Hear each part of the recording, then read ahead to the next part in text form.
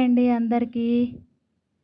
ఇంత చదువుకొని ఇంట్లోనే ఎందుకు కూర్చున్నావు అని బయట వాళ్ళు అడిగారు. ఉద్యోగం చేస్తే ఇల్లు ఎవరు చూసుకుంటారు అని ఇంట్లో వాళ్ళు అడిగారు. ఈ 2 ప్రశ్నల మధ్య నలిగిపోయిన ఒక గృహిణి తన జీవితాన్ని ఎలా మార్చుకుందో తెలుసా? అయితే ఈ కథ వినేయండి. కథలోకి వెళ్ళే ముందు మన ఛానల్ని సబ్స్క్రైబ్ చేసుకోని వారు ఎవరైనా ఉంటే ప్లీజ్ సబ్స్క్రైబ్ చేసుకోండి ఫ్రెండ్స్. అనిత డిగ్రీ పూర్తి చేసింది. చదువులో చాలా తెలివైన అమ్మాయి.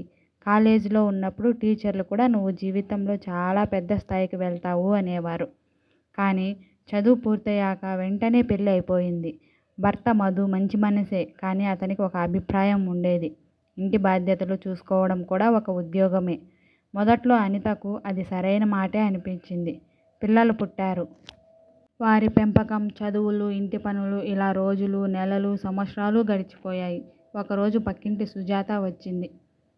అనిత, నువ్వు డిగ్రీ చదివావు కదా, ఏదైనా ఉద్యోగం చేయొచ్చు కదా. అనిత నవ్వింది. అలా అనుకుంటున్నాను. అయితే చేయి. ఇంట్లో కూర్చుంటే నీ టాలెంట్ వృధా అవుతుంది. ఆ మాట అనిత మనసులో ఎక్కడో గుచ్చుకుంది.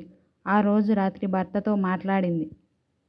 నేను కూడా ఏదైనా పని చేయాలని అనుకుంటున్నాను అంది. మధు మొహం మార్చుకున్నారు.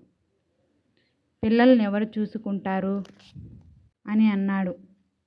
నేనే చూసుకుంటాను. వాళ్ళు స్కూల్కి వెళ్ళిన తర్వాత చేస్తాను. అవసరం లేదు. నీకు ఏ లోటు ఉంది?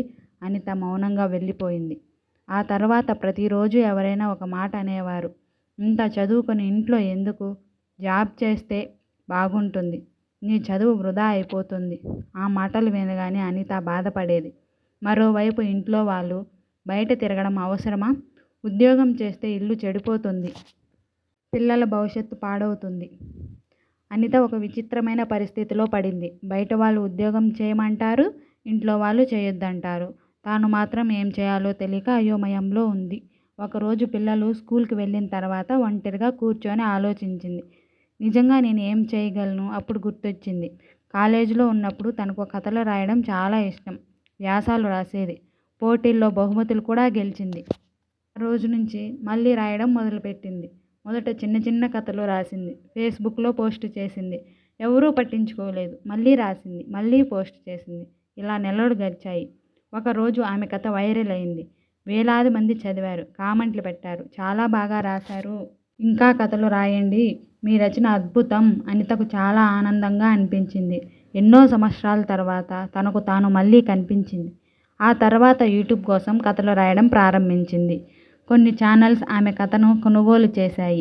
చిన్నగా డబ్బు రావడం మొదలైంది. ఒకరోజు భర్త అడిగాడు, ఈ డబ్బు ఎక్కడి నుంచి వచ్చింది అని. నేను రాసిన కథల నుంచి అంది.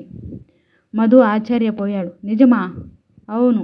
ఈరోజు మొదటిసారి అతను ఆమెను గౌరవంగా చూశాడు. కానీ అనిత అక్కడ ఆగలేదు. ఆన్లైన్లో కంటెంట్ రైటింగ్ నేర్చుకుంది. తెలుగు ఆర్టికల్స్ రాసింది. బ్లాగులు చేసింది. ఇంట్లో నుంచే పని చేసింది. పిల్లలను చూసుకుంది. ఇంటి పనులు కూడా చేసేది. కొన్నేళ్ల తర్వాత ఆమెకు స్వంత యూట్యూబ్ ఛానల్ వచ్చింది. లక్షల మంది ఆమె కథలు వినడం ప్రారంభించారు. ఒక కార్యక్రమంలో ఆమెను ముఖ్య అతిథిగా పిలిచారు. స్టేజ్ మీద నిలబడి మాట్లాడుతోంది. ముందు వరుసలో ఆమె భర్త, పిల్లలు కూర్చున్నారు. అనిత మైక్ పట్టుకొని చెప్పింది. చాలామంది గృహిణులు నాతో ఒక ప్రశ్న అడుగుతారు. మేము ఏం చేయాలి? నా సమాధానం ఒక్కటే. మీకు నచ్చిన పని చిన్నదైనా మొదలుపెట్టండి. పెద్ద విజయాలు ఒక చిన్న అడుగుతోనే మొదలవుతాయి. ఇంట్లో ఉండడం తప్పు కాదు, కానీ మీలోని ప్రతిభను మర్చిపోవడం తప్పు. రోజుకు 1 గంట అయినా మీకోసం కేటాయించండి. కొత్త విషయం నేర్చుకోండి. మీకు ఇష్టమైన పని చేయండి. ఫలితం వెంటనే రాకపోయినా ఆగిపోవద్దు. ఆ రోజు ఆమె మాటలు విన్న చాలామంది మహిళలు కన్నీళ్లు పెట్టుకున్నారు. ఎందుకంటే ఆ మాటల్లో వారి జీవితమే కనిపించింది. ఇంటి వద్ద నుంచే మహిళలు చేయగల కొన్ని పనులు. యూట్యూబ్ ఛానల్ ప్రారంభించడం, కథలు, వ్యాసాలు రాయడం, ఆన్లైన్ ట్యూషన్ చెప్పడం, బ్లాగింగ్, డేటా ఎంట్రీ, హస్తకళలు తయారు చేయడం, ముగ్గులు, రంగోలీ, వంట వీడియోలు చేయడం, సోషల్ మీడియా కంటెంట్ క్రియేట్ చేయడం, బట్టలు కుట్టడం, చిన్న హోమ్ బిజినెస్ ప్రారంభించడం. సమయం లేదని కాదు, మొదలుపెట్టే ధైర్యం లేదని చాలా కలలు ఆగిపోతాయి. గృహిణి కావడం ఒక బాధ్యత.